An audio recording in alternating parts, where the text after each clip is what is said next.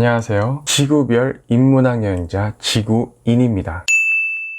그럼 일본은 아베가 집권한 근 10년간 왜 이렇게 바뀌었을까요? 일본이 수출 규제를 하는 진짜 이유 챕터에서 알아봤듯이 일본은 의원 내각제입니다. 의원 내각제는 임기가 없어요. 그래서 대신 지지율이 50% 밑으로 떨어지면 스스로 물러나는 것이 총리 관행으로 굳어져 있는데, 사실상 코로나 전국에서 거의 완벽에 가까운 무능을 선보이며 국민의 지탄을 받아온 것 치고는 아베가 굉장히 오래 버틴 편입니다, 지금. 근데 어쨌든 아베는 50%는커녕 40%, 마의 30%까지 뚫고 내려가서 20%를 보이는 상황에 지지율이 친보수 성향의 요미우리 신문에서조차 아베 지지율이 폭락하는 모습입니다. 이에 대해서 아베는 자평을 내놨는데, 일본만의 방식으로 불과 한 달 만에 이번 코로나 유행을 거의 수습하는 것이 가능했다. 정말로 일본 모델의 힘을 보여줬다 같은 코로나에 대한 자평을 했죠. 놀랍죠? 진짜? 아베는 아무 일도 안 해서 문제가 되고 있거든요, 사실. 정책이 없고 그럴듯한 슬로건만 자꾸 외치는 거예요. 이게 일본 정치의 고질적인 문제입니다. 특히 이번 정부에. 그럼 문제는 해결이 안 되고 기분만 자꾸 좋아지는 거예요. 누군가는 소를 키우고 살림을 살아야 되잖아요. 누군가는 문제를 알아서 그거 다 수작업으로 하나하나 사람이 해야 되는 거거든요.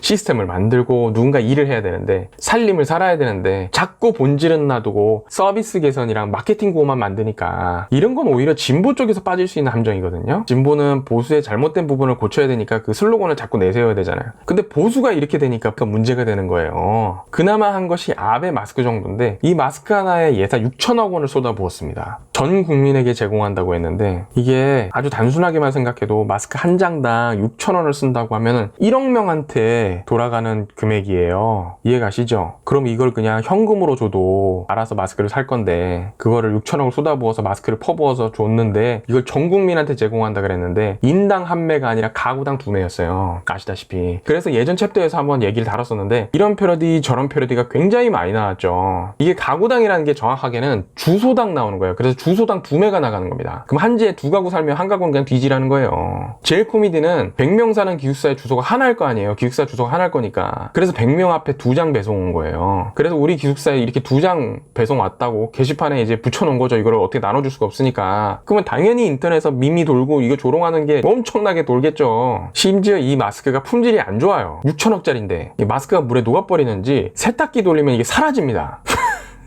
말하면 내가 어쩌고니가 없는데, 이거 만드는 회사가 유스비오라는 회사인데 유령 회사예요. 이걸 또 언론이 추적을 안 해요. 일본 언론은 대체 왜 이러는 걸까요? 그러면 알아보겠습니다. 알아보기에 앞서 목이 너무 아프네요. 여러분들도 구독과 좋아요 한번 부탁드립니다. 이해하기 쉽게 일본에서 작년에 개봉한 영화로 얘기를 해볼까요? 2019년 6월에 개봉된 신문기자라는 영화가 있습니다. 우리나라 배우 심은경이 주연을 맡았어요. 일본에서 개봉하는 일본 영화입니다. 우리나라 영화 아니고. 일본 영화를 왜 한국 배우가 주연을 맡았을까요? 이 신문기자라는 영화는 일본 현 정부를 비판하고 있는 일종의 내부 고발 영화예요. 이토 시오리 인턴 기자 성폭행 사건, 모리토모 학원 스캔들, 다케 학원 스캔들, 이런 스캔들이 싹 다 아베 측근 비리거든요. 이런 아베 내각의 각종 비리들을 아예 대놓고 터트린 영화예요. 일본의 와 문화, 남보다 튀면 안 되는 이 문화 얘기는 드렸죠. 그러니까 일본 여배들이 여기 나면 큰일 나는 거예요. 아베는 이전 영상에서도 얘기했듯이 두 건의 학원 스캔들, 우리나라로 치면 대학교 관련 스캔들, 모리토모, 각계 학원, 이 두 건의 대학 스캔들 때문에 치명타를 입은 적이 있거든요. 근데 이거를 언론과 검찰이 힘을 합쳐서 이걸 구해줍니다. 쉽게 예를 들면 모리토모 학원 이사장이 모리토모란 사람이에요. 이 양반이 아베 절친인데 국유지에다가 대학을 짓고 싶은 거죠. 싸니까. 국유지니까 허가가 안 나와야 정상인데, 갑자기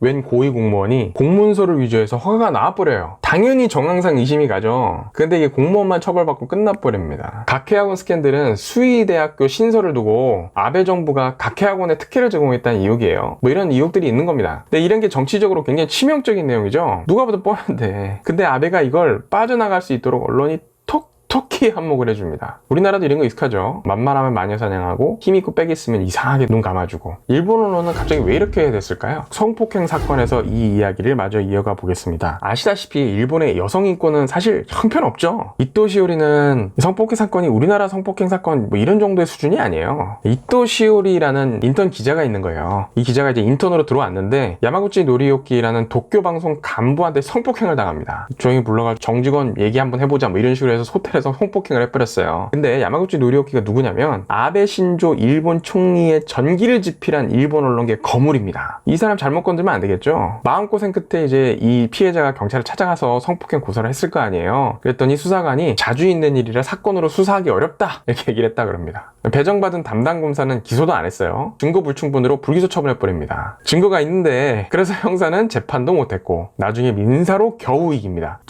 피해자가 결국 나중에 자기가 직접 기자회견을 얼굴 다 까고 열거든요. 그래서 사람들한테 알려지니까 그제서야 겨우 이슈가 되면서 민사가 붙는 거예요. 언론이 이 아베 학원 스캔들과 성폭행 은폐 사건을 앞다투어서 비호해줍니다. 이 스캔들을 무마하는 과정에서 고위관료 자살하고요. 정부 차원의 정보 조작과 매스컴 공작이 뒤를 따릅니다. 이 정부 차원 조작, 이 검찰 조작 어떻게 됐는지는 좀 이따 한번 얘기해 보겠습니다. 참고로 이 심은경이 연기한 신문기자 영화 주인공은 이 성폭행 피해자가 아니고 유명한 여성 저널리스트예요. 모치즈키 이소코라는 도쿄신문 사회부 기자입니다. 이 양반이 스가 감방장관, 이번에 총리 된 사람이죠. 이 양반한테 아베 학원 스캔들, 이토시오리 성폭행 사건 관련해서 40분 동안 23회에 걸쳐 질문을 퍼붓습니다. 그러면서 일약 스타로 떠오르는 거예요. 일본의 와무나 얘기했죠? 통상 관방장관 정례 브리핑은 10분 정도로 마치는 게 관례예요. 이 규칙을 깨면 안 되거든요, 일본 사회에서는. 근데 모치즈키 기자는 이 무언의 규칙을 공개적으로 깨면서 전국적인 유명세를 타게 됩니다. 이 기자가 앞서 말한 성폭행 피해자 이토시오리도 인터뷰했어요. 아베는 집권하면서부터 언론 통제에 사활을 겁니다. 대표적으로 언론 사주들을 자기 편 인사로 갈아치우는 거예요. NHK 같은데 대표적으로. 우리도 익숙하죠. 그리고 말 안 들으면 대놓고 압박하고, 그리고 기자들에게 사전에 질문서를 제출하게 해서 그 질문만 받습니다. 이거 우리도 어디서 많이 봤죠. BBC나 뉴욕타임즈 같은 외국 언론은 이렇게 해줄 리가 없겠죠? 그래서 아베가 어떻게 했을까요? 출입 안 시킵니다.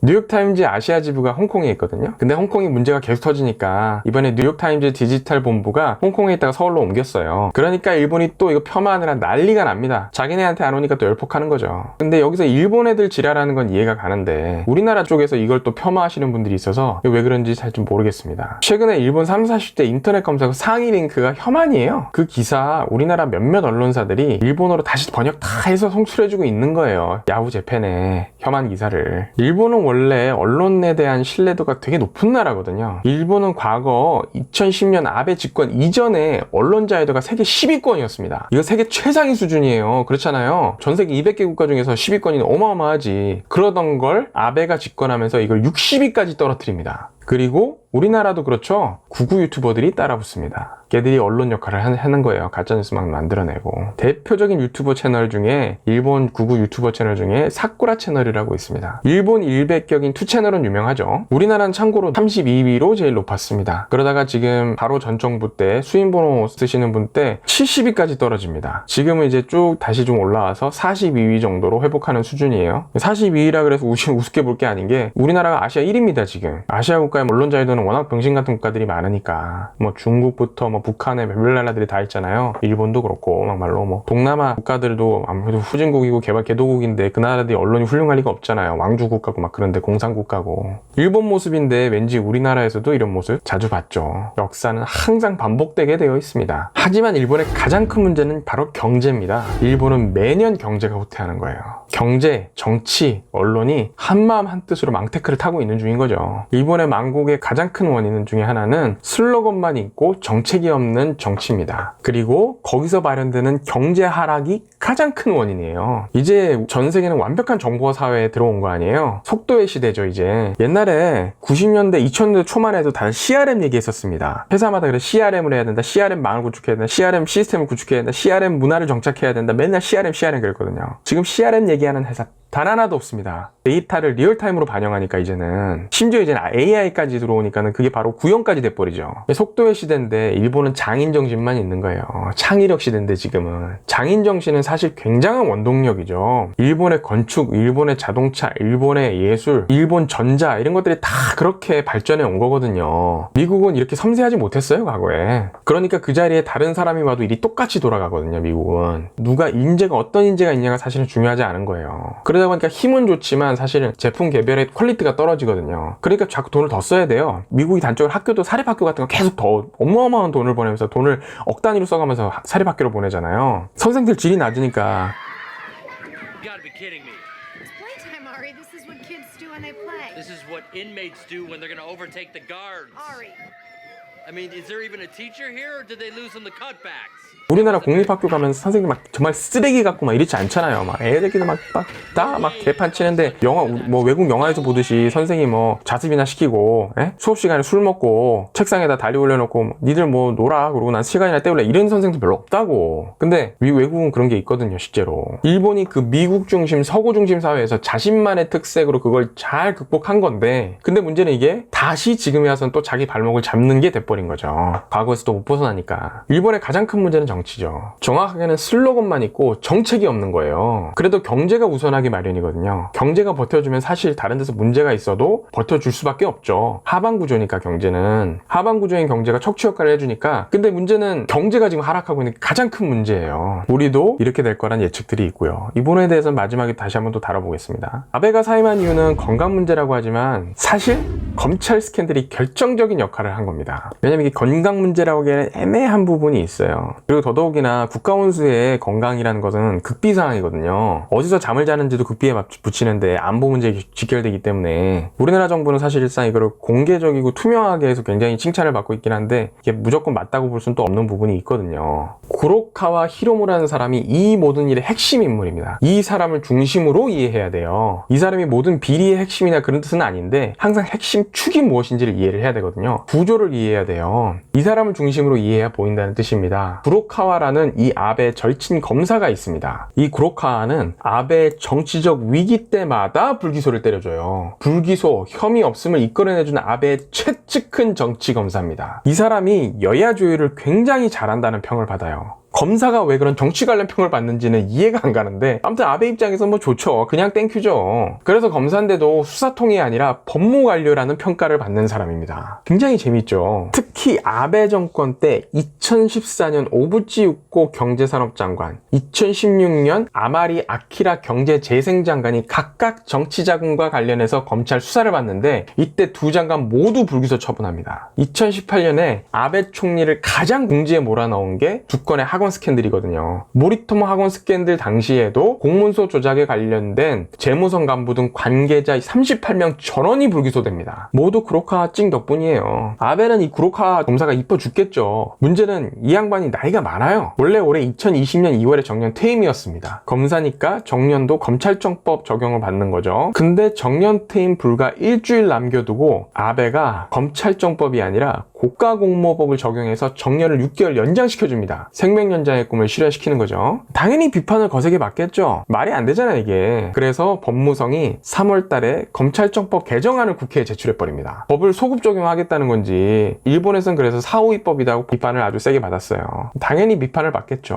구로카와 이 사람이 도쿄 고검 검사장을 맡습니다. 검사장은 이제 한국의 검찰총장이에요. 이 현직에 앉은 검찰총장을 잘라가면서 이 자리에 앉힌 거예요. 당연히 이 양반 별명이 총리 관저의 수호신이라는 별명을 받습니다. 아베 학원 스캔들, 성폭행 사건, 불법 선거 스캔들, 아베가 불법 선거 스캔들도 있거든요. 이거 다 무마해준 사람이니까 또 언론이 여기서 또 감싸주니까요. 그것도 힘을 받는 거죠. 근데 검사총장, 우리나라 말로 검찰총장이 결국 또 낙마합니다. 아베가 이걸 안 쳐줬는데 무슨 일이 있었냐면 지금 코로나 때문에 지금 나라가 개판이잖아요. 나라가 개판인데 이제 깔끔하게 불법 도박 한번 해주시는 거죠. 일본도 이제 내기 도박이 불법이거든요. 아무하고나 칠 수 없겠죠 당연히. 적어도 뭐 기자들이랑 좀 쳐줘야죠. 그것도 산케이 법조 출입 기자, 언론인 3명이랑 6시간 동안 내기 도박을 하는 거죠. 산케이는 극우신문이잖아요. 거기서 기자들이랑 내기 도박을 쳤어요. 자기 돈 걸고 하지도 않았겠죠 당연히. 다 이거 돈 받아 먹었을 거고. 아베가 사임한 이유는 건강 문제라고 하지만 아베 그동안에 차곡차곡 쌓아온 스캔들에다가 코로나 무능이 한 방에 그냥 가는 거고요. 거기다가 이 구로카 검찰총장 스캔들이 결정타를 매기는 겁니다. 일본은 야당인 민주당, 그러니까 입헌민주당, 국민민주당 이런 당들은 선거해봐야 소용이 없습니다. 그럼 보수 자민당 내 개파 싸움이 되는 거거든요. 그러니까 괜히 긁어부스럼 일으키지 말고 조용히 후임자를 뽑아야 되는 거예요. 그래서 아베도 물러나는 겁니다. 제가 커뮤니티 공지에서 예견했던 대로 스가 관방장관이 아베 후임 총리가 됐죠. 일본의 대표 정치인들 여기서 한번 정리를 한번 해볼까 하는데